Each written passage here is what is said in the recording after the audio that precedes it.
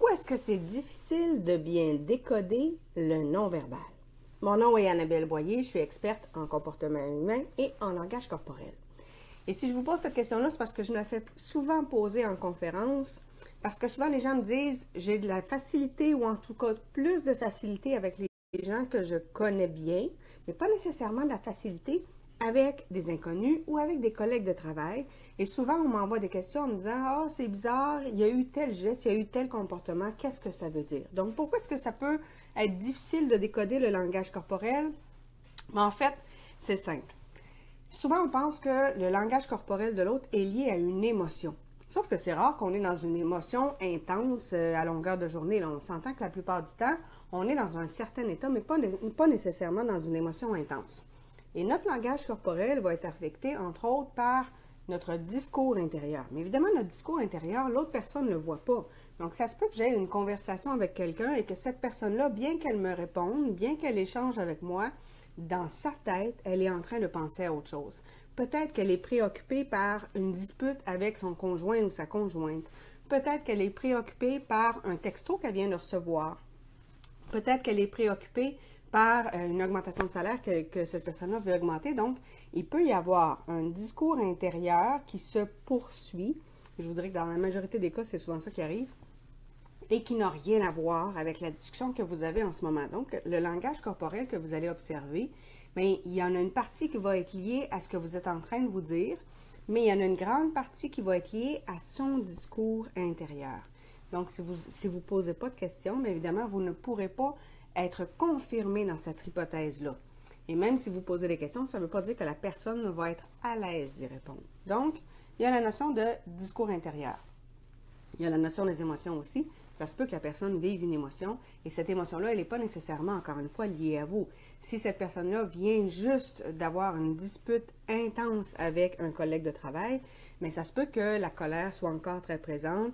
Ça se peut qu'il y ait un sentiment d'injustice, ça se peut qu'il y ait un sentiment de trahison, d'humiliation. Donc, à ce moment-là, cette émotion-là vive va être encore présente avec vous parce que la personne va la transporter dans votre conversation. Il peut y avoir évidemment dans le langage corporel des éléments qui sont liés à la pulsion. Donc, si l'autre personne éprouve par exemple du désir sexuel par rapport à vous, c'est quelque chose qui est très inconscient. Donc, la personne, si vous lui posez la question, ça se peut très bien qu'elle vous dise non et qu'elle soit tout à fait honnête dans sa réponse, en ce sens qu'elle ne ressent pas consciemment les effets de la pulsion sexuelle, mais le corps, lui, évidemment, va le traduire par différents éléments. L'autre chose que vous allez avoir aussi, c'est que le langage corporel va être affecté par le type de relation que l'on a avec l'autre. Faites juste y penser. Vous croisez un policier. Inévitablement, vous allez réagir à l'uniforme. Si vous êtes à l'aise avec les policiers, vous allez réagir d'une certaine façon. Si vous êtes mal à l'aise avec les policiers, vous allez réagir d'une autre façon. Si vous avez une difficulté avec l'autorité, vous allez réagir aussi d'une autre façon. Si vous n'êtes pas sûr, si vous êtes fait prendre pour quelque chose, vous êtes mal à l'aise, évidemment, là, le malaise va s'accentuer en face du policier. Donc, dépendamment du type d'autorité, du type de relation avec cet individu-là, ça va venir affecter votre langage corporel, c'est inévitable. Vous n'aimez pas aller chez le dentiste, puis que la personne que vous rencontrez en réseautage vous apprend qu'elle est dentiste, c'est sûr que votre langage corporel va traduire votre malaise parce que c'est sa fonction de dentiste qui vient à ce moment-là vous déranger. Donc, le type de relation que vous avez avec l'autre, la relation officielle, mais aussi la relation officieuse. Si, par exemple, on est dans un groupe et vous êtes plus à l'aise avec certaines personnes et moins à l'aise avec certaines autres personnes, ça va venir affecter votre langage corporel. Et la relation, on peut la pousser même au niveau de la langue. C'est-à-dire que si vous êtes à l'aise dans une certaine langue, mais pas du tout à l'aise avec des gens qui parlent une autre langue et que vous essayez de les comprendre, bien, inévitablement, ce malaise-là par rapport à votre compréhension de cette langue-là va venir affecter votre langage corporel et va affecter le langage corporel de l'autre. Ça se passe à ce moment-là que vous ne compreniez pas pourquoi le langage corporel n'est pas nécessairement positif.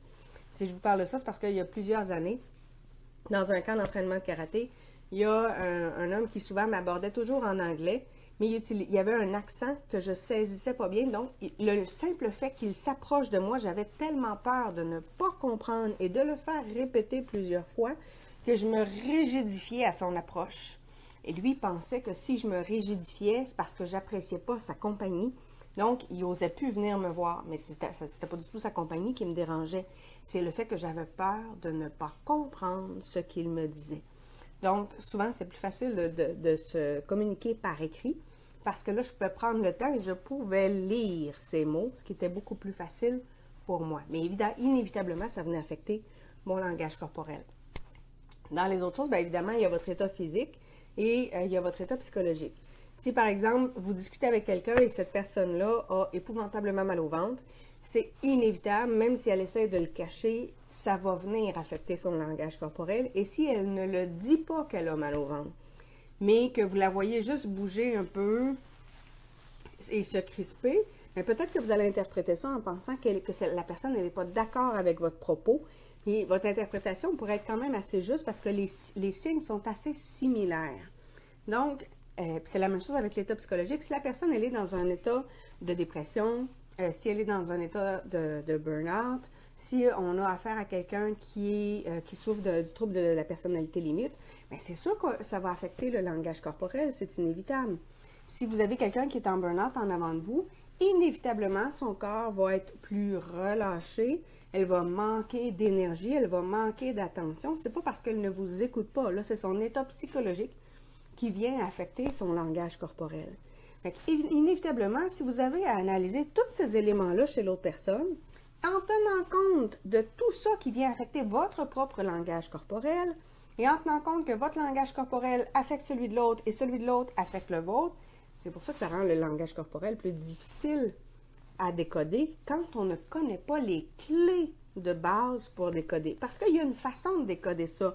Il y a un ordre pour décoder ça. Il y a des grandes clés qu'il faut connaître pour être en mesure de mettre le doigt sur les bonnes affaires et de ne pas trop se tromper. Parce que, inévitablement, c'est pas une science exacte et ça ne le sera jamais.